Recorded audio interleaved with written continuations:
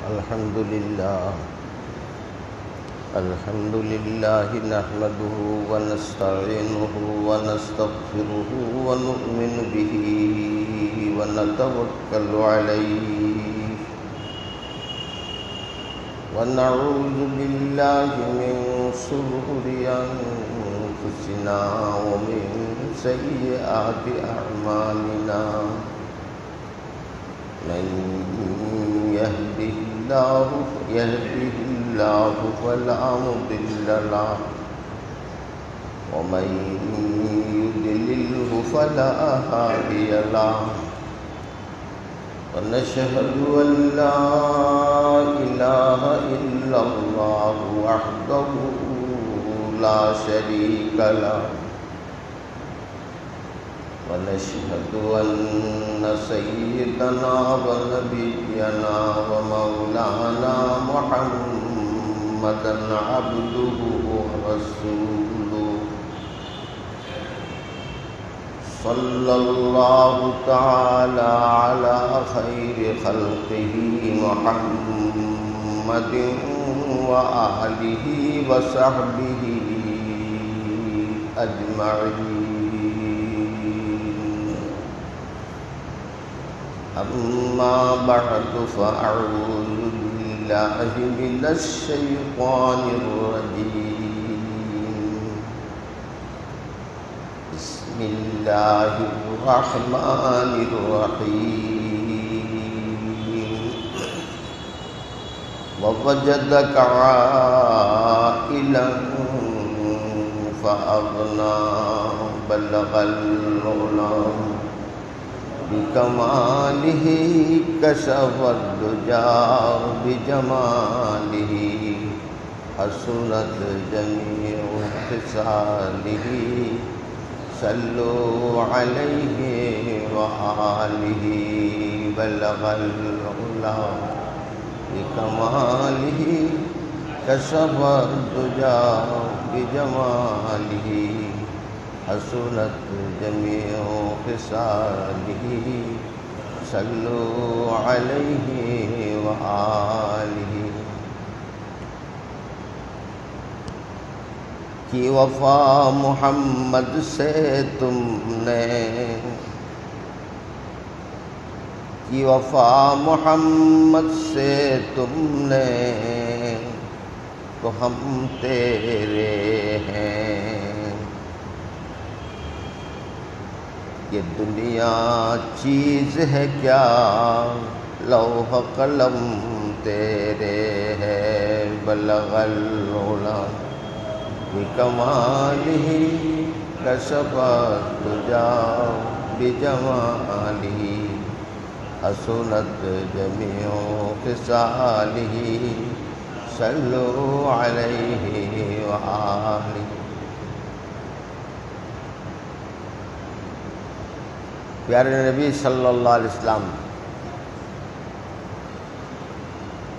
আব্বাজানের কবর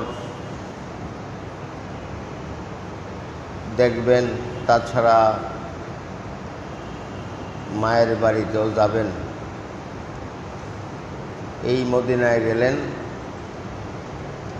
বলছিলাম যে মদিনার রাস্তাটা তখন দুই অবস্থায় থাকতো. যদি পাহাড়ি ঢল নামতো তাইলে মদিনার থেকে মক্কা শরীফ থেকে মদিনা শরীফ যাইতে 2 মাসের উপরে লাগবে. কারণ যতক্ষণ ঢল শেষ না হইতো পাহাড়ি ঢল ততক্ষণ অপেক্ষা করতে হইতো. তো নবীজি যাওয়ার সময় ঢল ছিল না, যে 8 দিনই গিয়ে পৌঁছে গেলেন. এর কমে পৌঁছা যায় না. 2 মাস রইলেন. কিছু বেশি দিন থাকার উদ্দেশ্য থাকলেও ওইখানকার ইহুদ যারা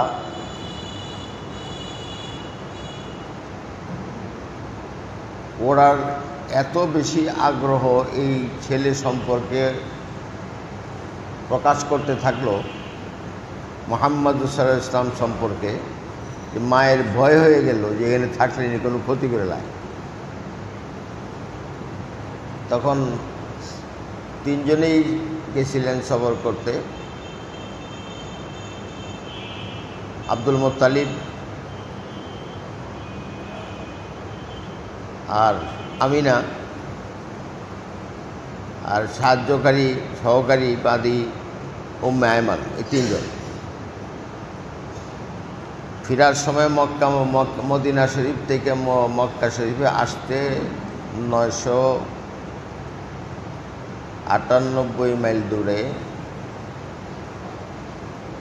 রসুল পাক ইসলামের আম্মাজান আবু আনা মুস্তানে আইসা হঠাৎ শরীর কেমন হয়ে গেল, গরম হয়ে গেল, ছিল, ঘামতে ছিল, খুব অস্থির লাগতেছিল, ওর বিদায় হয়ে গেছে। কেমন নবীজি এত কাঁদতে শুরু করলেন যে আমারে একলা তুই আম্মা তুমি গেলা কই, যেটা আমাদের দেশে কয় না, একলা তুই তুমি যাও কই, আমি কই যাবো, কে আমাদের দেখবে, খুব কাঁদলেন। তো আব্দুল মুত্তালিব উম্মে আয়মান ওনাকে আনতে পারে না, শেষ পর্যন্ত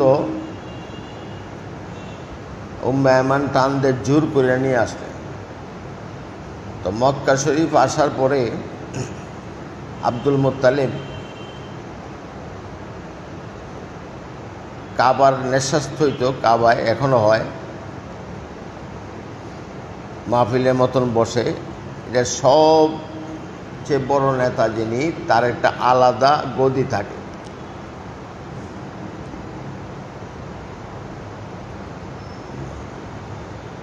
এই আলাদা গদিটার মধ্যে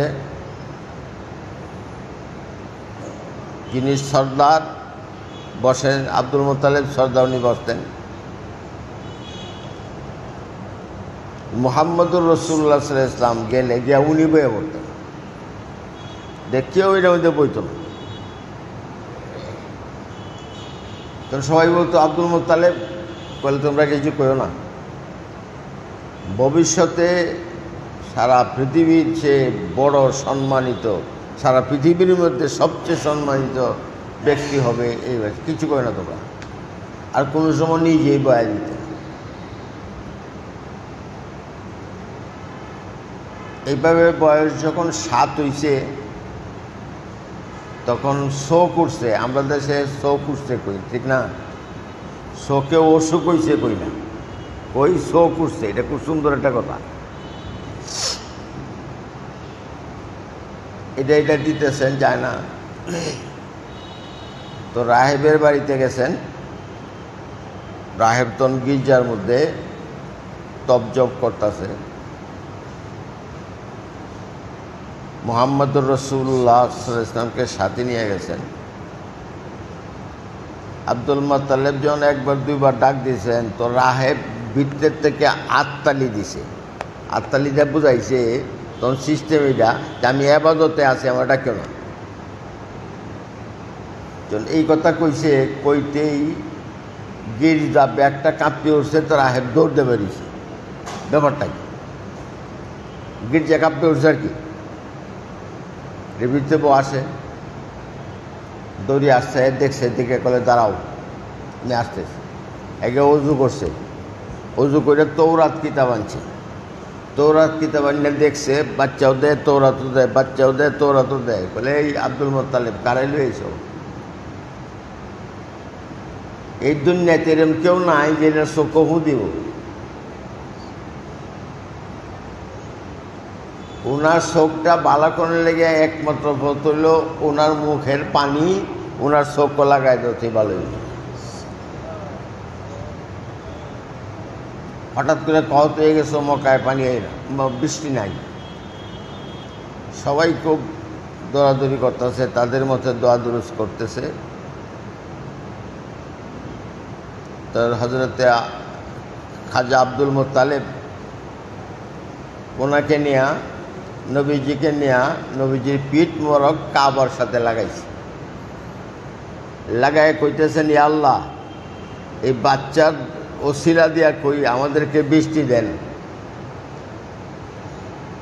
কিন্তু এমন একটা ব্যাপার এনে করছে, শ্বাস করছে, তারপরে বৃষ্টি হয়েছে, এরকম না।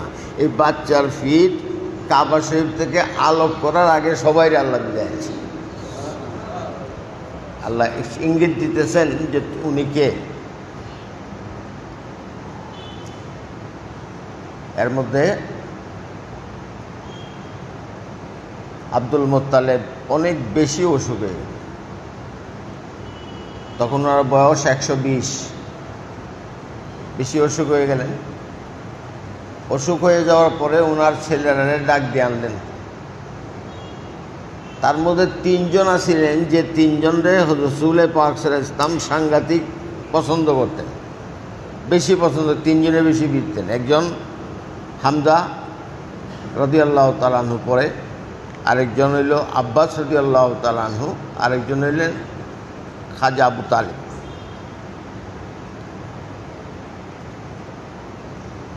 মেসেজ করলেন সবাই রে খাওয়া দাওয়ার ব্যবস্থা করলেন। একটা ডিনার হইল। ডিনারের পরে আব্দুল মুত্তালিব বলল, আমার শরীরটা খুব দুর্বল, আমি কখন যে কি হয়ে যায় বলা যায় না, তবে এই সন্তানের দায়িত্বের জন্য আমি তোমাদেরকে ডাকছি। এখন তোমাদের উপরে দায়িত্ব না, আমি মুহাম্মদের উপরে দায়িত্ব দিব, সে কার কাছে থাকবে।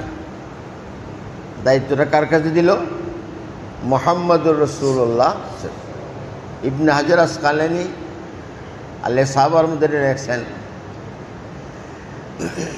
দায়িত্বটা যখন নাকি ওনার কাছে ছাড়ছে, তখন মুহাম্মদুর রাসূলুল্লাহ সাল্লাল্লাহু আলাইহি ওয়াসাল্লাম খাজা আবু তালিবকে গ্রহণ করলেন।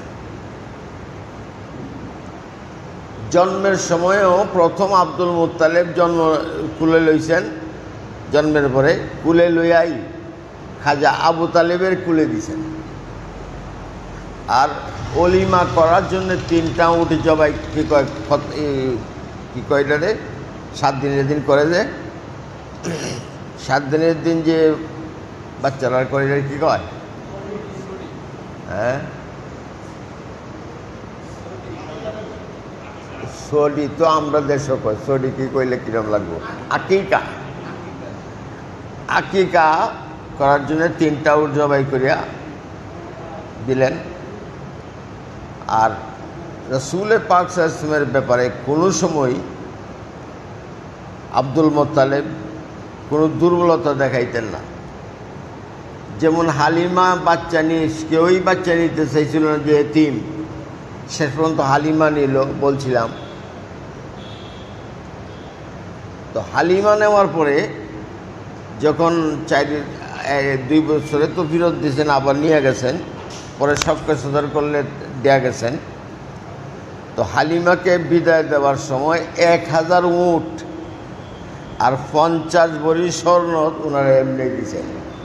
মুহাম্মদ সাল্লাল্লাহু আলাইহি ওয়াসাল্লাম রাখছেন, মাঝে একটু সুবহানাল্লাহ কইেন, বহুত বরকত হইব।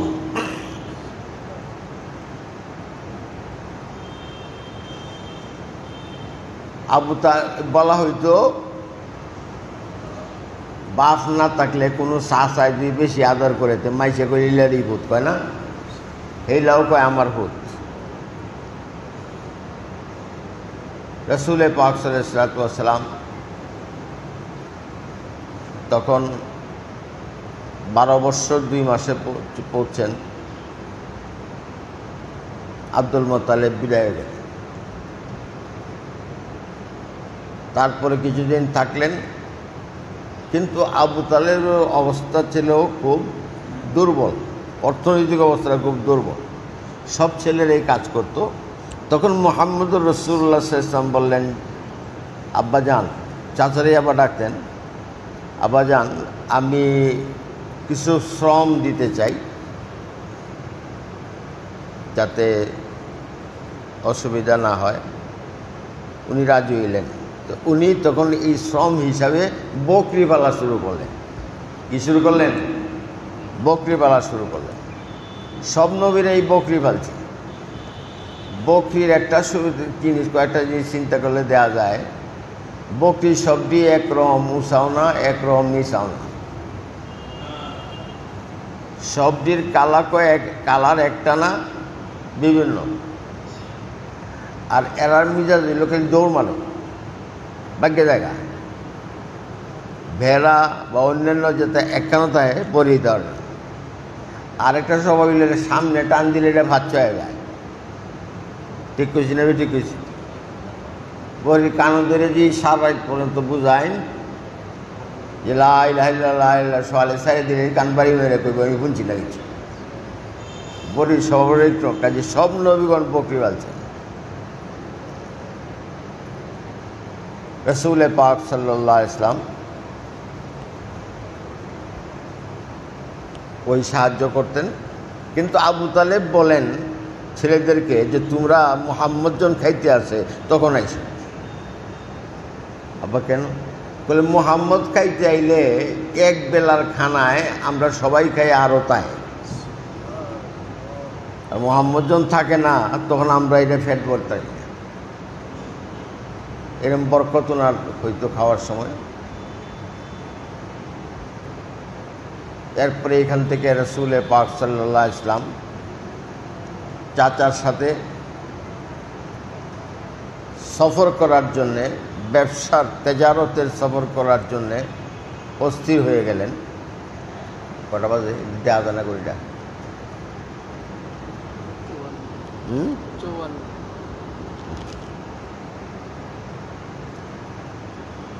যখন সব কাফেলা যাবে তখন রসুল পাক সাল্লাল্লাহু আলাইহি ওয়াসাল্লাম হযরত খাজা আবু তালেবের কাপড় ধরেছে যে আমি যাবো, আমার শাসা লয়ে যাওয়া লাগবো, আমি থাকলাম না। দেখেন না বাপ মা বাড়ি ফুল হনে কাপড় ধরে যে আমার লয়ে দাও, আমি যাবো।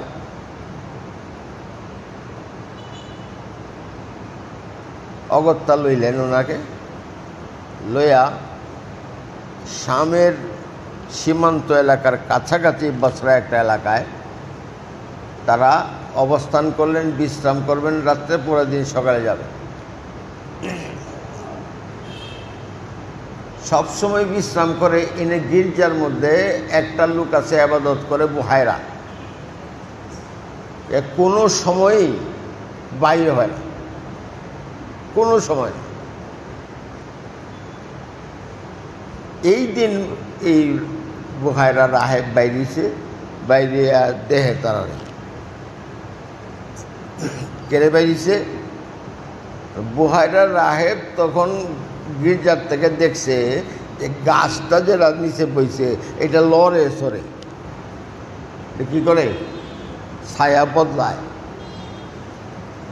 গাছটা এরকম করে গেলে এ দেখলো যে মুহাম্মদুর রাসূলুল্লাহ সাল্লাল্লাহু আলাইহি ওয়াসাল্লাম যেদিকে তাহে গাছের ছায়াও সেই দিকে যায়।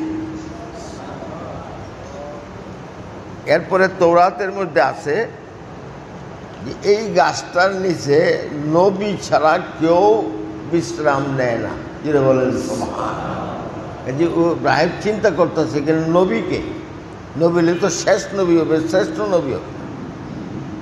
তখন সবাই দাওয়াত করছে, দাওয়াত করলে সবাই দাওয়াত খেতে গেছে। ভাবছে শুধু মানুষ মোহাম্মদ মাল সামান রিসার কাছে থাকো তুমি, আমরা খাইয়ে আসি সময় তোমার লেগে খান লেগে, ঠিক আছে যান। গেছে করে খুঁজে রাহেব, বলে কী ব্যাপার, ওই যে ছোট ছেলে ছিল কোথায়? বলে তাকে তো আনি নেই, মাল সামানের কাছে রাখছি। বলে তোমরা তো জামাই ছাড়া বরাতি, তোমরা তো আমি দাওয়াত করছি না, দাওয়াত করছি সেই ছেলের জন্যে, আর তোমরা তারই তো এইসব যাও লে যাও। গেছে, খাওয়া দাওয়া হয়েছে। তখন ওই রাহেব বলতেছে আমি কি আপনাকে কিছু প্রশ্ন করতে পারি? করানোর সময় কইছে ওকসিমুকা বিল লাত ওয়াল উজ্জা। লাত উজ্জা কিন্তু রাহেবে মানে না, কিন্তু মক্কা শরীফের মানুষের মানে, কাজে এই ভাবে কইছে ওকসিমুকা বিল লাত ওয়াল উজ্জা। যখন এই কথা কইছে কইতে মুহাম্মদুর রাসূলুল্লাহ সাল্লাল্লাহু আলাইহি ওয়াসাল্লাম সাংঘাতিক গর্জন হয়েছে,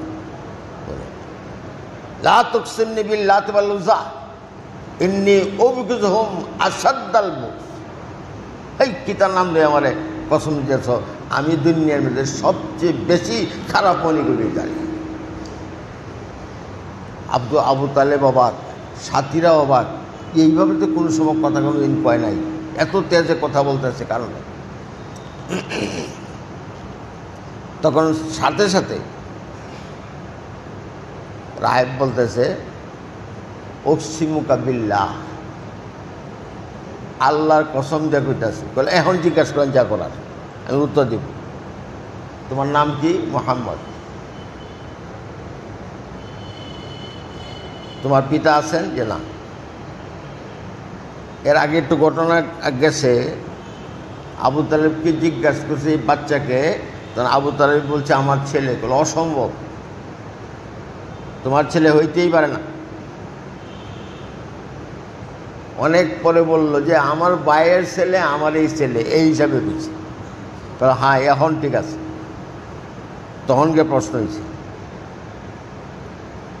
আচ্ছা তোমার দুধ খাওয়ার পরে কিছু ঘটছিল? যে হ্যাঁ। শক্কে সদর আল্লাহর একটা কুদরত, যে শক্কে সদর আল্লাহ শিলির মতন করে না রাখতেন, এবার ভাবছেন পারিয়া পরে এ করছেন ফেরেশতারা আবার বরিয়ালছে ভিতরে, অনেক আলোচনা করছিলাম এটা। এই দাগ আল্লাহ ইচ্ছা করলে নাও রাখতে পারতেন, কিন্তু রাখছেন এর লেগে যে অস্বীকারীদের দেখ কেমন খুব সুন্দর শিলির মতো ছিল। আর আনসারি আল্লাহ তাআলা বলেন আমি প্রায় দেহনের লেগে অস্থির হয়ে যেতাম, কুম্বাল হুজুর খুলবেন তো আমি দেখব। শক্কে সদর ছিল। আচ্ছা আমি কি আপনাকে আরেকটা প্রশ্ন করতে বলি, করেন? আপনি কোনো স্বপ্নে দেখেন? বলে দেখি। কি স্বপ্ন দেখেন? কিছু কিছু স্বপ্ন বললেন। বলার পরে রাহেব বলতেছে যে আমি কি আপনার ফিট মোবারককে একটু দেখতাম পারি, ফিটটা দেখতাম পারি? বলে দেখেন, কোনো অসুবিধা নেই। যখন পিঠ খুলছে, খুললেই দেখছে বাইনা কাতাফাই, দুই এর মাঝখানে ছোট্ট একটা গুটির মতন, মনে হয় যে ডিমের, মুরগির ডিমের চেয়ে ছোটো, তবে এটার মধ্যে চুল আছে। চুলগুলি খুব খারিয়া সুন্দর রয়েছে, বাজ হয়ে পড়ে তাই। তখন এমনি রাহেব করছে কি, ফইলেই ফাও সুমা দিছে, তারপরে সুমা দিয়ে বলতেছে আবু তালেব হাজা আখির নবী, শেষ নবী মুহাম্মদুর রাসূলুল্লাহ সাল্লাল্লাহু আলাইহি ওয়াসাল্লাম, তাকে কখনো নিয়ে সামনে যাইবে না, সামের এই হুদরা মারিয়া রেতে খেলবো। তখন রসুল পাক সাল্লাল্লাহু আলাইহি ওয়াসাল্লামকে বুঝাইতে পারেন না, তবু উনি বুঝলেন। ওনাকে দুইজন লোক দিয়া, তিনজন লোক দেওয়ার সাথে ফেরত দিলেন। আর রাহেবে কেক বানাইল, নিজের হাতে কেক বানাইয়া, আরবিতে কেক রে কাক কয়, মুহাম্মদ রাসূলুল্লাহ সাল্লাল্লাহু আলাইহি ওয়াসাল্লাম তখন এখান থেকে ফেরত আসলেন। তো আজ এরপর থেকে শুরু হবে নবীজির আরেকটা কর্মজীবন আগামী জুমার থেকে ইনশাল্লাহ, যেটা মায়েসারার সাথে সফর। খাদিজার ইনচার্জ, ব্যবসার ইনচার্জ নেবেন। আল্লাহ তাআলা আমাদেরকে এই আলোচনাগুলি চালায় যাওয়ার তৌফিক দান করুন। যারা বলেন আমিন। যারা সুন্নত করেন নাই, সুন্নত